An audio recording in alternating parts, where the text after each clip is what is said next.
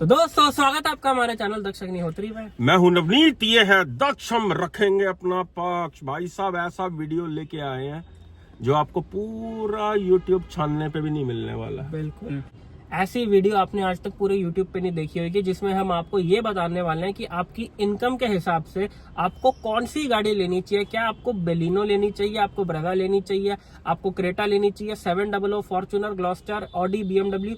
आपकी इनकम के हिसाब से कितनी सैलरी पे, कितनी इनकम पे कौन सी टाइप की गाड़ी लेनी है, लेकर फंसोगे नहीं, आप ले सकते हो। भैया ये वीडियो लास्ट तक देखना है, बहुत जरूरी, तभी आपको क्लैरिटी मिलेगी। सच्चाई से अवगत कराने लगे हैं इस वीडियो के अंदर आपको।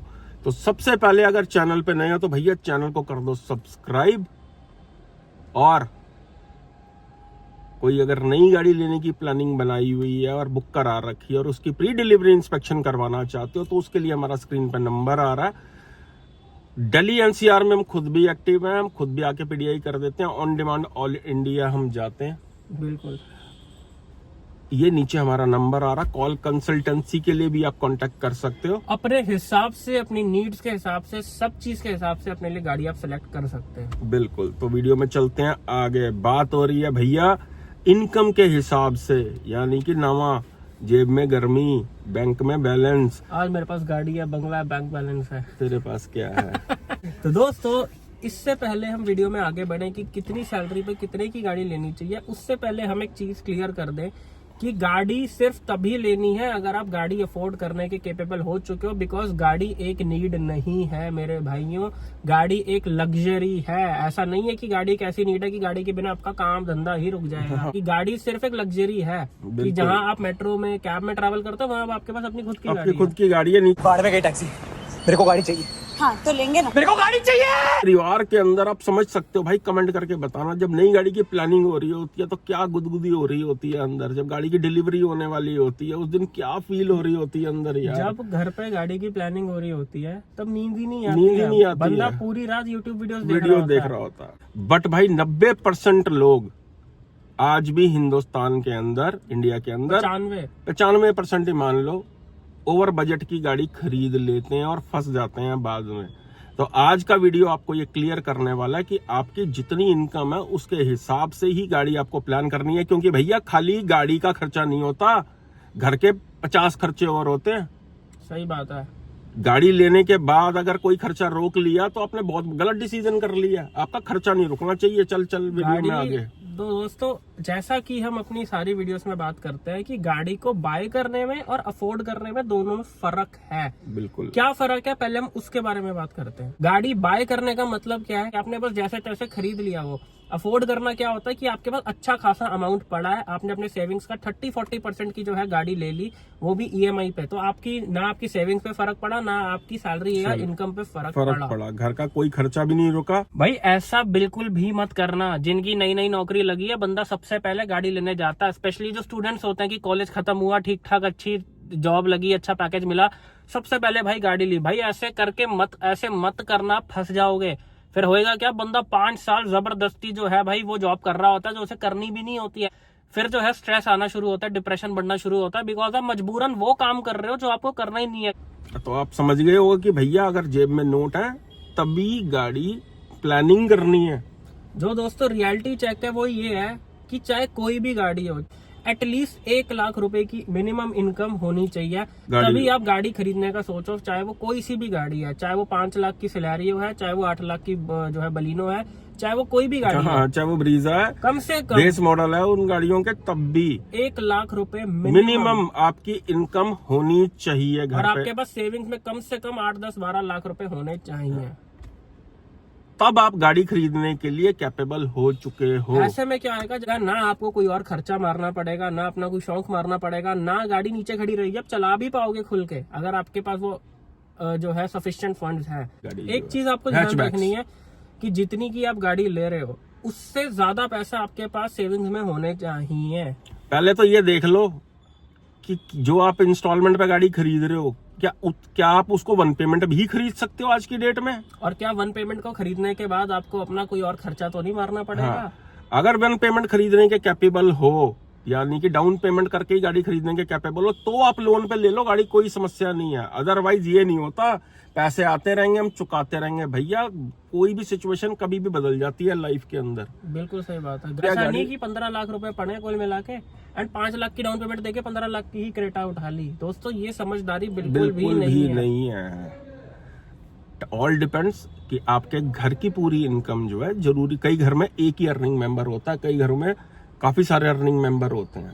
तो अगर आपकी इनकम है तो आप 1 लाख तक की इनकम है तो आप 10 लाख तक की गाड़ी अफोर्ड कर सकते हो। अदरवाइज सेविंग्स के बावजूद अदरवाइज बिल्कुल क्रॉस मार देना, अभी मत लेना, नहीं तो गाड़ी, नहीं तो बहुत खर्चे मारने पड़ेंगे, बड़ी इच्छाएं मारनी पड़ेंगी। कई जगह बच्चों को, परिवार को रोकना पड़ेगा, नहीं भाई किस्त जानी है, अभी मोटा खर्चा किया भाई। ये अगर वर्ड बोल दिया तो फेल हो गए आप। सही बात है। क्या करोगे यार, ऐसी गाड़ी क्या खुशी देगी। दोस्तों अक्लमंद बंदा वो है जो कि अपनी बजट से सस्ती गाड़ी ले लेता है कि भाई मेरा 12 लाख का बजट था लेकिन मैंने 8 लाख रुपए की गाड़ी ले ली। बिल्कुल, वो अक्लमंदी होती है। लेकिन इंडिया में लोग क्या करते हैं, उनका जितना बजट होता है उससे ऊपर की गाड़ी ले लेते हैं दिखावे के चक्कर में। दोस्तों अब हम बात करते हैं जिन भाइयों की इनकम 30-40 से लेके 60-70-80 हजार तक है, इसके आसपास है। हाँ, बंदा गाड़ी तब प्लानिंग करनी शुरू कर देता है। हाँ देखो, हमारे हिसाब से आपको 40-50 हजार की इनकम पे गाड़ी लेने का नहीं सोचना चाहिए। लेकिन अगर फिर भी आपका सपना है, आपको लेनी ही लेनी है, बिल्कुल, तो हम आपको बताएंगे कि यार एटलीस्ट 4-5 लाख रुपए, मिनिमम 4-5-6 लाख रुपए आपके पास सेविंग्स में होने चाहिए। तब आप जो है 5 से लेके 7-8 लाख 6 लाख तक की गाड़ी ले सकते हो। और 12,000, 10 से 12 हजार से ज्यादा आपकी मंथली इंस्टॉलमेंट नहीं होनी चाहिए। सही बात है। अब उसके लिए आपको किस्त भी 5-7 साल की करवानी पड़ेगी। अकलमंदी तो नहीं है लेकिन हमारा काम है, हम फिर भी बताएंगे आपको। बिल्कुल, 10-12 हजार से ज्यादा किस्त होएगी तो भैया उसमें पेट्रोल या CNG जो भी आप वेरिएंट लोगे वो आपको डलवानी पड़ेगी और नहीं अफोर्ड हो पाएगी गाड़ी जो है। कल को फिर बंदे को लगता है भैया सर्विस का बड़ा खर्चा आ रहा है। सर्विस का इसीलिए खर्चा चुभता है क्योंकि इनकम। आज भैया अपर सेगमेंट लेने वाले बंदे ने कभी बोला कि भैया सर्विस बहुत महंगी है गाड़ियों की, BMW की सर्विस बड़ी अफोर्ड नहीं हो रही। ऐसा नहीं होता।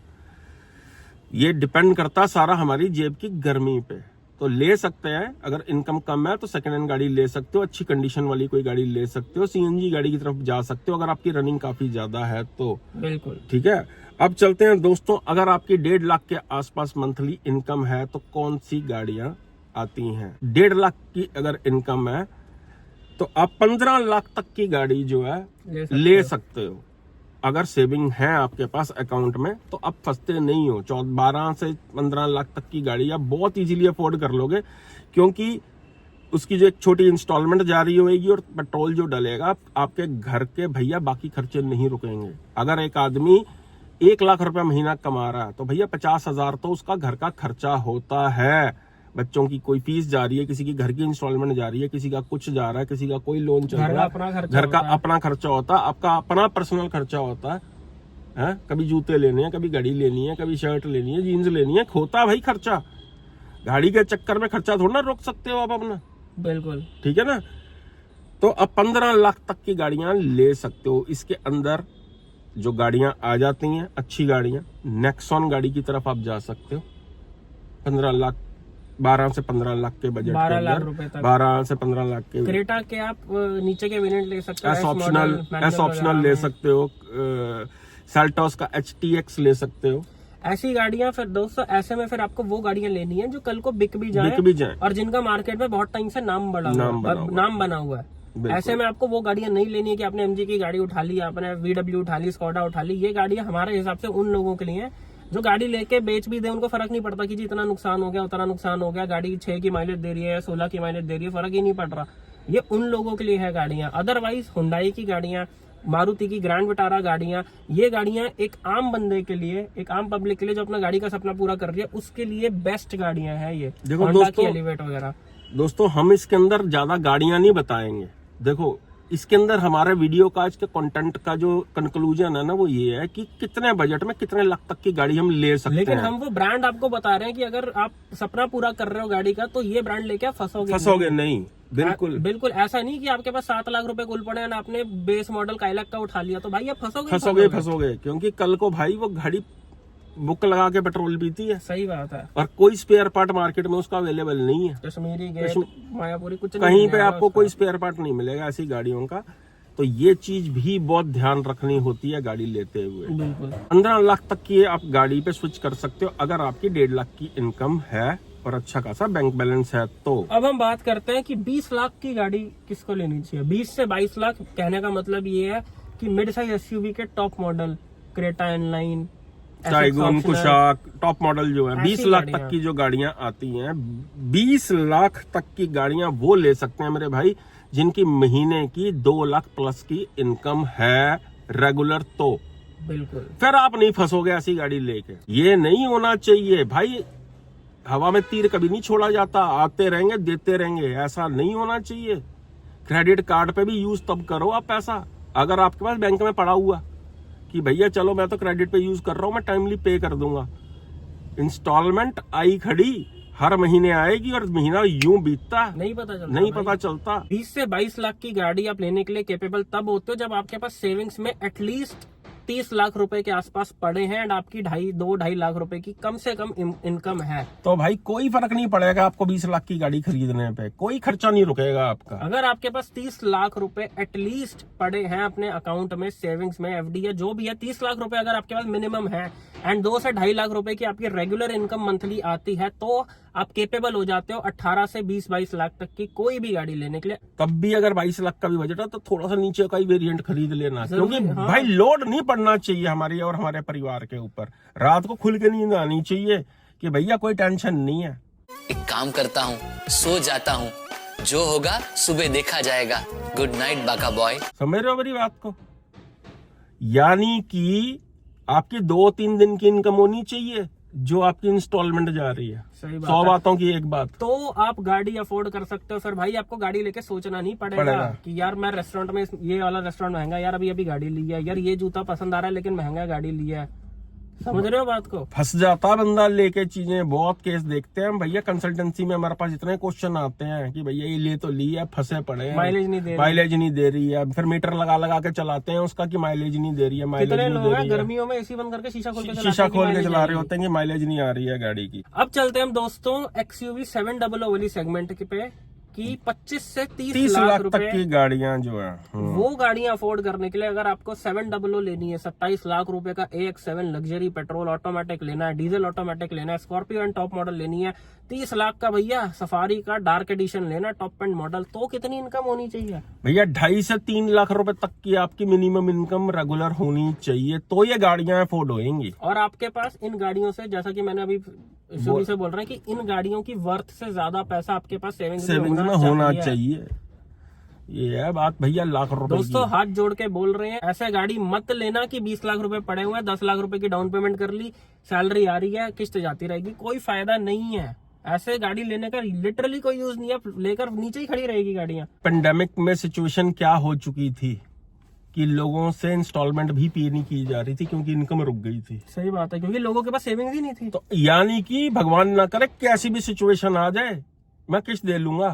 किस्त भी तभी EMI पे भी दोस्तों गाड़ी तभी लेनी है अगर आप कभी भी उसका लोन खत्म कर सको। बिल्कुल सिर्फ तभी लेना है। 4 महीने बाद लो जी लोन खत्म कर दिया, लेकिन मैं खत्म नहीं कर रहा, मैं EMI मैं तो देता रहूंगा, छोटी छोटी सी इंस्टॉलमेंट देता रहूंगा। तो EMI पे लेनी है। और इनकम के साथ साथ दोस्तों जितनी आपकी इंस्टॉलमेंट जा रही है उतने का पेट्रोल अफोर्ड कर सकते हो तो आप फिर कैपेबल हो जाते हो गाड़ी खरीदने के लिए, अदरवाइज नहीं होते हो। अब हेक्टर के लिए भी बहुत लोग बोलते हैं हाँ कि 25 लाख की गाड़ी तो ले ली लेकिन खून पी जाएगी। खून पी जाएगी भाई, क्यों पी जाएगी? 25 लाख रुपए थे तो आपने गाड़ी ली है। 25 लाख अफोर्ड कर सकते हो लेकिन अब 25,000 का पेट्रोल अफोर्ड नहीं। ये तो दोस्तों वही बात हुई कि 1.5 लाख का आईफोन ले लिया लेकिन 2,000 रुपए की तार नहीं ले पा रहे, उसकी तार खो गई। अब आप सोच रहे हो यार 2,000 रुपए की तार है, 2,000 रुपए की तार है, ये तो कोई सेंस ही नहीं बनी ना इस चीज की। 25 लाख रुपए इतना बड़ा अमाउंट है कि आप जिंदगी भर में 50 गाड़ियां भी रखोगे तो भी 25 लाख रुपए का पेट्रोल नहीं डलवाओगे, इतनी बड़ी अमाउंट होती है। तो तभी हम कह रहे हैं कि गाड़ी अफोर्ड कर सकते हो तभी लो, फिर ये सब चीजें आपको नहीं चुभेंगी। बिल्कुल कि पेट्रोल माइलेज 6 की दे रही है, 10 की दे रही है, 8 की दे रही है, क्योंकि दोस्तों गाड़ियां कोई भी गाड़ी हो, पेट्रोल में कोई गाड़ी माइलेज नहीं देती है, चाहे वो बलिनो हो, चाहे वो 700 हो, चाहे वो क्रेटा हो। पेट्रोल का मतलब ही खर्चा है, बिल्कुल। पेट्रोल में सिर्फ स्कूटी और बाइक एवरेज दे सकती है, अदरवाइज कोई गाड़ी नहीं देती कोई गाड़ी। अब इससे ऊपर चलते हैं दोस्तों, 35 लाख से 40 लाख तक की जो सेगमेंट की गाड़ियां आती हैं, जैसे कि जीप मेरिडियन हो गई। दोस्तों अब अगर हम बात करें हाई क्रॉस, देखो यार हाई क्रॉस लेने वाला तो रईस बंदा होता है, मैं नहीं मानता हाई क्रॉस लेने वाले ने घर पे एक ही गाड़ी रखी होती है। बिल्कुल, उनके पास एक फॉर्च्यूनर होती है, एक ऑडी A6 होती है, एक जी छोटी गाड़ी होती है, एक ये गाड़ी।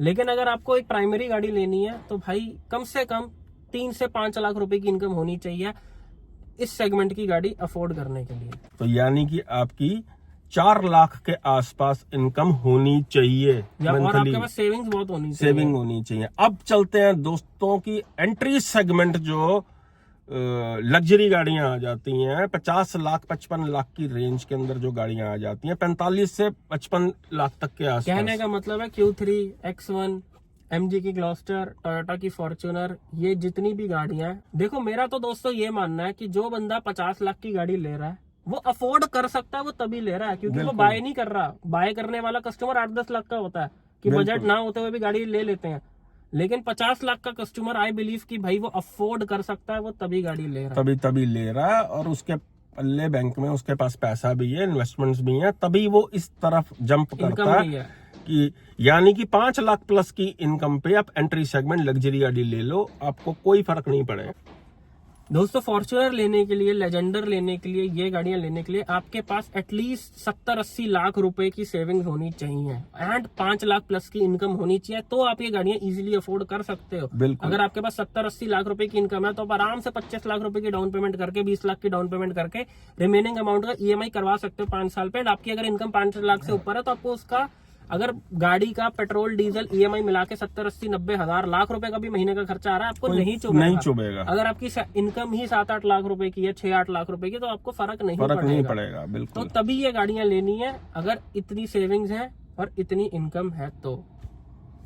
और भैया उसके बाद जितनी भी इनकम है उसके हिसाब से आगे कोई लिस्ट ही नहीं, खत्म ही नहीं होती है कि जितनी मर्जी भैया बाहर से इंपोर्ट करवा लो गाड़ी, अगर जेब में नोट फोड़ कर रहे हैं तो बंदा करोड़ की गाड़ी नहीं, करोड़ की घड़ी पहनेगा। बिल्कुल, इनकम का ही खेल है भैया। एंड आप लोग शायद ये सोच रहे होंगे कि क्या यार 10 लाख रुपए की गाड़ी लेने के लिए लोग कह रहे हैं जी 20 लाख रुपए अकाउंट में होना चाहिए। दोस्तों हम ये इसलिए कह रहे हैं बिकॉज हमारा माइंडसेट, हमारा पॉइंट ऑफ व्यू ये है कि गाड़ी तभी लो कि वो गाड़ी ली ना ली आपको फर्क ही नहीं पड़ रहा। अगर फर्क पड़ रहा तो मेरे भाई नीचे के सेगमेंट की गाड़ी ले लो, बिकॉज फर्क नहीं पड़ना चाहिए।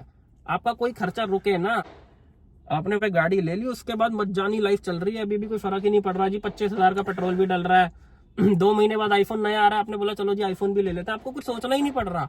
वो है भाई लाइफ का असली मजा। वो 15 लाख की गाड़ी चला के आप क्या करोगे कि आपको अंदर टेंशन है कि यार मेरी इतनी सारी सेविंग्स टूट गई, यार EMI भी जा रही है, यार पेट्रोल भी जा रहा है, यार ये चीज लेनी थी लेकिन कल को रीसेल वैल्यू भी नहीं मिल रही है गाड़ी की। अदरवाइज जबरदस्ती का बर्डन जो है ना रात को सोने नहीं देता। भाई बिल्कुल सही बात बोली है। इंडियन कस्टमर क्या करता है, गाड़ी ये सोच के ले लेता है कि भाई ठीक है यार 10 लाख रुपए पड़े, 12 लाख की गाड़ी ले लेता है, जो होएगा देखा जाएगा। भाई फिर बाद में जो होता है ना वो देखा नहीं जाता। वाह ये बोलिए भाई ने बात, क्या बात है सर, क्या बात, ये बात है कि जो होता है ना बाद में वो देखा नहीं जाता, बर्दाश्त नहीं होता, डिप्रेशन हो जाता है। भैया कोई फायदा नहीं है। ये सब क्या देखना पड़ रहा है, अच्छा है मैं अंधा हूँ। इसलिए गाड़ी प्रेजेंट में देखकर लो। अगर प्रेजेंट में अफोर्ड कर सकते हो, बाय नहीं अफोर्ड कर सकते हो तभी लो। हाँ, डेबिट कार्ड होता है क्योंकि अपना ही माल होता है जो आप खर्च रहे होते हो। क्रेडिट कार्ड यानी कि उधार का धंधा। ऐसा नहीं है दोस्तों कि हम EMI पे लेने के खिलाफ हैं या 1 पेमेंट पे लेने के खिलाफ है। हम वो बात बोल रहे हैं जिसमें हमारे भाई लोग ना फंसे। कितने सारे बिजनेसमैन हैं जो यार करोड़ों की गाड़ियां EMI पे लेते हैं। बिल्कुल, सबका अपना अपना वो होता है, लेकिन हम उन मिडिल क्लास भाइयों की तरह, जो हमारी तरह मिडिल क्लास भाई लोग हैं, हम उनकी बात कर रहे हैं कि भाई फंसना मत, गाड़ी के मुंह माया इस चक्कर में आके फंसना मत कि दोस्त को दिखानी है जी, इसको दिखानी है, रिश्तेदार बोलेंगे जी शादी होने वाली है भाई, गाड़ी ऐसी होनी चाहिए ना भाई। ससुराल वालों ने किस्त नहीं देनी है गाड़ी की, किस्त खुद ही देनी है। कल को फैमिली बड़ी होएगी, बच्चे बड़े होएंगे, बच्चों के खर्चे होएंगे, एजुकेशन के ऊपर खर्चा होएगा। ऐसा कोई भी हाथी मत पाल लेना जो बाद में उसको चारा भी खिलाना मुश्किल हो जाए। तो गाड़ी तब लेनी है जब हमें लगे कि हम अब कैपेबल हो चुके हैं, और जितने कैपेबल हो चुके हैं उससे एक हल्का सा नीचे की गाड़ी उठाना, तब फंसोगे नहीं कभी भी। अब आपको एग्जांपल देके समझा देते हैं। अगर बंदे का लग्जरी सेगमेंट का बजट है, 50 लाख का बजट है गाड़ी खरीदने के लिए, वो कैपेबल है, अगर वो 25 लाख की गाड़ी खरीद लेता, 27 लाख रुपए की गाड़ी खरीदता, वो बिल्कुल नहीं फंसेगा। क्योंकि उसका बजट था ना भाई लग्जरी गाड़ी खरीदने का, उसने नीचे वाली गाड़ी खरीद ली। अब वो चला तो पा रहा है, उसके अंदर 25,000 का महीने का पेट्रोल तो डलवा पा रहा है, पंजे तो दबा पा रहा है, ना कोई और माइलेज लगा के चलानी तो नहीं पड़ रही, ना कोई और खर्चा और रोकना पड़ा। और दोस्तों एक चीज हम वीडियो में और बता दें कि सेकंड हैंड लग्जरी गाड़ियां किन के लिए, वो क्यों नहीं लेनी चाहिए आपको। सेकंड हैंड लग्जरी गाड़ियां सिर्फ उन लोगों को लेनी चाहिए, ध्यान से सुनना, सिर्फ उन लोगों को लेनी चाहिए सेकंड हैंड लग्जरी गाड़ियां जो brand new luxury car afford कर सकते हैं एंड उनको एक अच्छी डील मिल रही है तो उन्होंने उठा ली।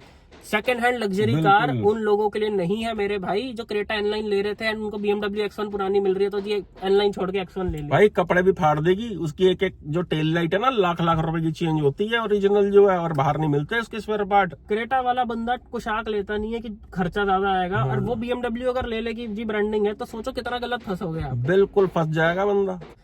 तो दोस्तों यही थी आज की वीडियो कि कितनी इनकम पे कितनी की गाड़ी लेनी चाहिए। आई होप वीडियो आपको बहुत पसंद आई है, सारी बातें हमने क्लियर कर दी कि मिनिमम 1 लाख की इनकम होनी चाहिए कोई भी गाड़ी लेने के लिए। तो होप आपको ये वीडियो समझ आया हो, हम जो हमारा तात्पर्य था इस वीडियो को बनाने का पहुंच गया हो, वो पहुंच चुका होगा।